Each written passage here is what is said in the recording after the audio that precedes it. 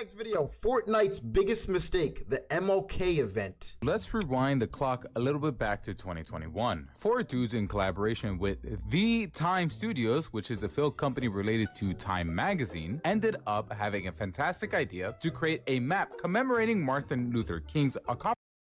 For some reason, bro, putting this in Fortnite, I can already see this be a terrible idea.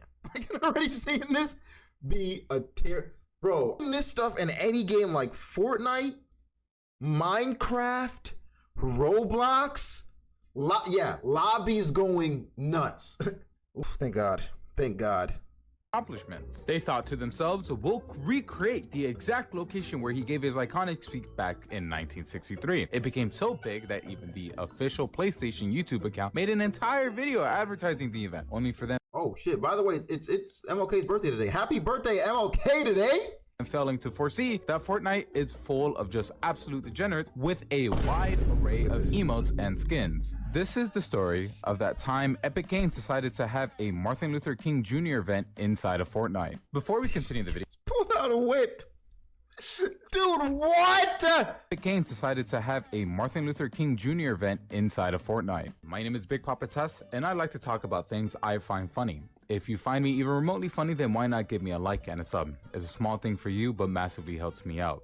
Thank you, and back to the video. So let's start off with the four people that ended up making this entire thing possible. First one was Chase Jackman, who is a creator who specializes in scenery, XWDFR, who is more of a designer slash builder, Yusa, who is a builder as well, and GQno, who I couldn't find much info on. Somehow, these guys, by either connections or being approached, were tasked with creating the MOK event and even their own custom emotes for said event. And because of Time magazine being involved, so Pause. They built No, they built a custom emo. I thought they built the emos that are allowed to be in the event. I was like, you're allowing people to just pull out whips in the event? Was Sony their own custom emotes for said event. And because of Time magazine being involved, so was Sony in some weird way. Sony ended up posting a small little video about taking a step into time and reliving the now famous Martin Luther King Jr. speech that he gave at the Lincoln Memorial all those years ago, which pretty much was just one giant advertisement for the event. Now, this is the part where I would normally go, yeah, everything went well and everyone was enlightened, but I wouldn't be making this video if that were the case. Fast forward to the release of the event, everything was set up pretty nicely. You would open to an all-black void where you would have to go and step through the cover of Time magazine, where you were then taken back to the memorial. Inside of the Lincoln Memorial, there were civil rights movements everywhere. Some like the Freedom Riders, who bravely rode in non-segregated buses where they were firebombed and nearly beaten to death on several occasions. And another one about Rosa Parks, who famously did not move to the back of the bus for a man who wanted her seat. Wait, hold up, side note, come here, I want you to get closer. Do you want to know something funny? Rosa Parks' husband actually owned the car at the time, and if you don't believe me, that's actually true. Go look it up. You were also able to use emotes created by the four builders, but they forgot one crucial thing. Although you were able to use the emotes specifically created for the event, they forgot to turn off the use of all emotes. Shit. Because of that, you had something like, they live in a nation where they will not be judged by the color of their skin, but by the content of their character. Now let's play a little game, shall we? Which emote do you think was spammed the most? Was it A, the emotes created for the event, B, the gritty, C, the whipping emote, or D, the Travis Scott burning emote? It's okay, I'll give you a little time to actually think of an answer. Maybe the Travis Scott burning. All right, you got it? If you guess either C or D, you'd be correct, you sick fuck. Because they forgot to disable all emotes but theirs, a bunch of people who bought the Catwoman whip cracking emote would specifically spam it every single time Martin Luther King was talking. I'm genuinely surprised nobody saw it sooner. So obviously, Epic Games took action and immediately disabled the emotes, except the 8 that were made for the event. But there was an easy workaround that people actually found out, where you could just remap the buttons to the locker emotes, which would allow them to do whatever emote they wanted. On top of that, later it was discovered that due to a licensing deal that they just had with DC Comics because of a Wonder Woman crossover, all DC emotes that were a part of the package couldn't be disabled. Would you like to guess what was part of the package? Yep, the infamous whip cracking emote, so people continue to go ahead and spam the emotes to their heart's content. So because of that absolute dumpster fire that was the event, even the daughter of MLK and the MLK Junior Center ended up distancing themselves from all of this. Decisions around licensing my father's intellectual property are outside of my personal purview.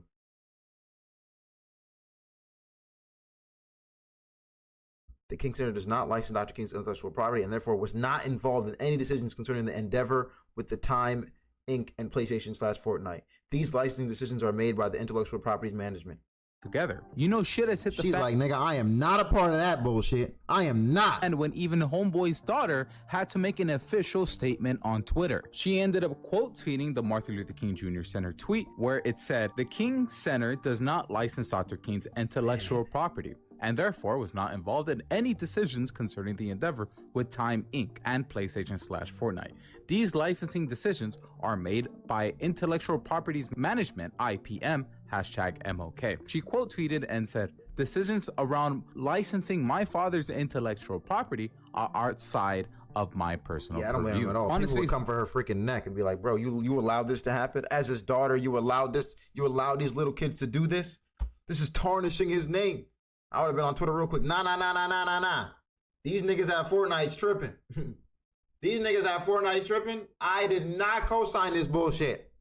Please remove. Who would have thought that the game with a demographic of mainly preteens and teenagers don't give a about politics? Exactly. Crazy, I know. Also, on another side note, this when they isn't teaching even that shit in history class when you're in freaking middle school and you're like, bro, even as a black person, you're like, bro, I don't care right now.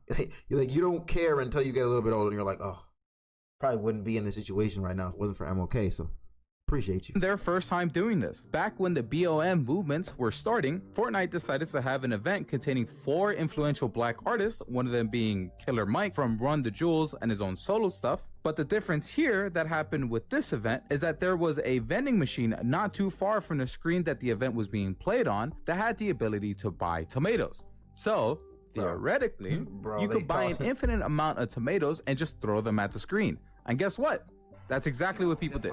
I don't think that big companies will ever understand that games are a form of escapism for many, many people. Yeah, we don't want your freaking politics. What people use to wind down is a absolute horrible idea. And with that, my name is Big Papa Tess. If you like what you saw, please let us play games for the fun, to get away from the world and just relax with friends, dog.